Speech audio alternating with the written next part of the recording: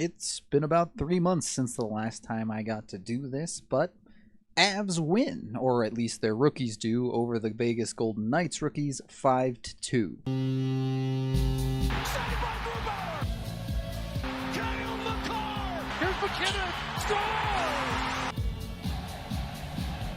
And if the Avs have the best line in hockey with McKinnon, Landeskog, and Rantanen, they may also just have the best line at this tournament with Martin Kaut, Shane Bowers, and Nick Henry. With hockey back on the ice, things started off a bit tentatively in the first period for both teams.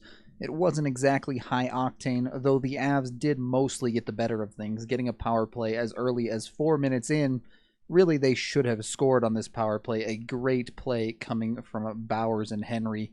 Ty Lewis just ended up whiffing on a puck net front. The Avs would get one more power play they would fail on in the first period to go 0 for 2. However, throughout the game, they would only give one power play back Vegas's way.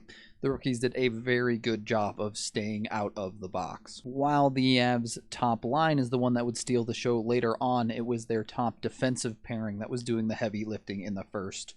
Both Connor Timmins and Bowen Byram looked fantastic and were playing off of each other extremely well.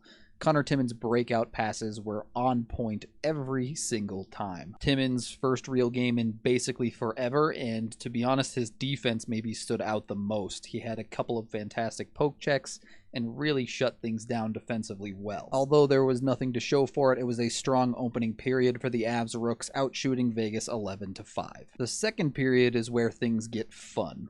But first, the Avs actually get a bit caught. The Avs end up not able to win a puck battle behind their own net here, and Vegas is able to work it up the far boards and out to the points.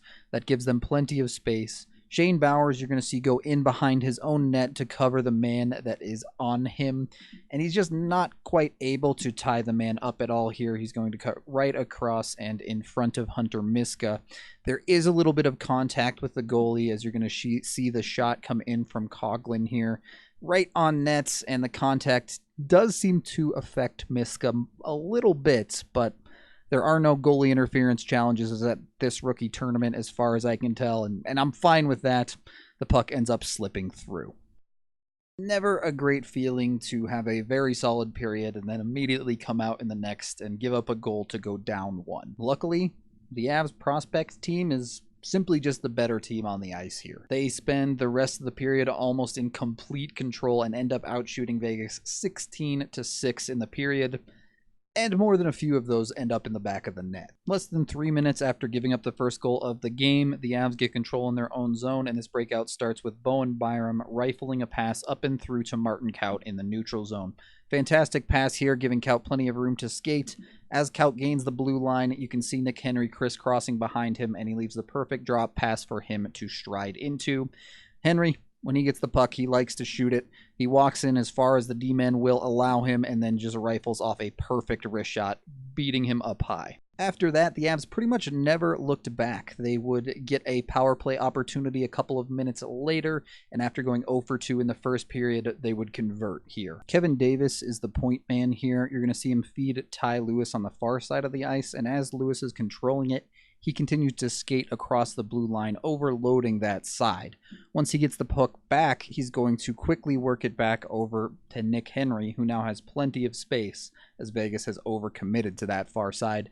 Henry has plenty of room to load up on a one-timer off of the nice pass. Does not go in initially, but you can see Shane Bowers right in front to poke it in and finish the job. Avs up 2-1. Both at 5-on-5 and on the power play, the Avs top line's chemistry was on point. Bowers working down low, doing a lot of the puck digging and setting up from that area, as well as getting net front. Henry being the trigger man in the circle, and Kaut being more of a utility player, able to cover back if someone is pinching in or float through any part of the ice. So the top line did do a lot of the work for the Avs here, but the man wearing the C today, which was Logan O'Connor, had to get in on some of the action for himself. Shane Bowers ends up caught out in the ice on a bit of a line change here, but you're going to just see him work his tail off down low to help the Avs keep possession. O'Connor comes in and helps out a bit, but Bowers is eventually able to work this over to O'Connor in the corner. O'Connor steps out just enough to get on the right side of that goal line and throws one from an extremely tough angle, and it seems to find its way in up in the top corner.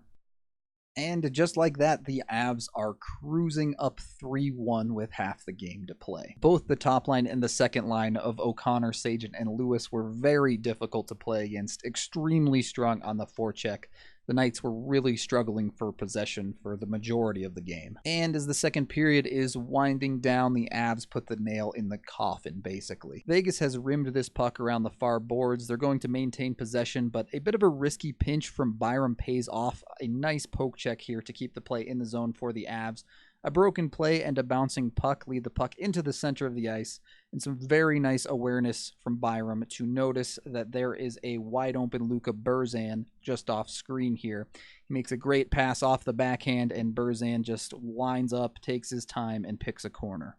Sure, this is just a rookie game in the middle of September that means nothing, but hey, the Avs look good. If you're the Colorado Eagles, you got to be feeling really good about this game and some of the players you have coming a couple years down the line. The third period took on a significantly different tone. The Avs certainly backed off a little bit. Vegas was able to get significantly more possession, and the shots were fairly even. The Avs with 12, Vegas with 11. Trent Miner came in for the second half of the game and made a couple of quality saves throughout the third period, but it never really felt like the lead was in that much danger. One mistake close to halfway through the period would cost the Avs at least one goal, though. Sasha Mutala is in on the zone entry here. He's going to try and cut to the middle across the blue line, and he just tries to do a little bit too much battling with the puck here. Ends up falling over and creates a 3-on-2 rush for Vegas. Unfortunately, this play goes off screen a little bit, but you can just catch out of the corner of the frame here. There's a fantastic sauce pass across to the back door, leading to Coughlin's second goal of the game.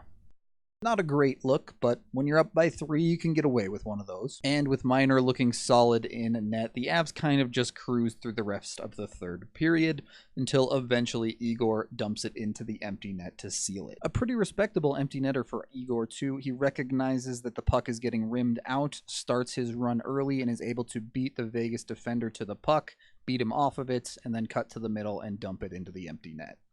The final horn goes. The Avs win 5-2.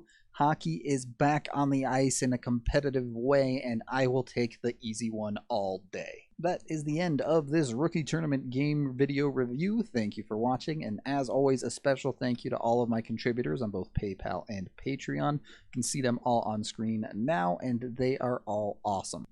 I'm Rudo3, and this Avs prospect squad is deep, and it doesn't even include Cale Makar. Time, come on, grab your friends. We're going to the playoffs again with Nate the dog and Gabe the big. The fun isn't over yet. It is Avalanche time.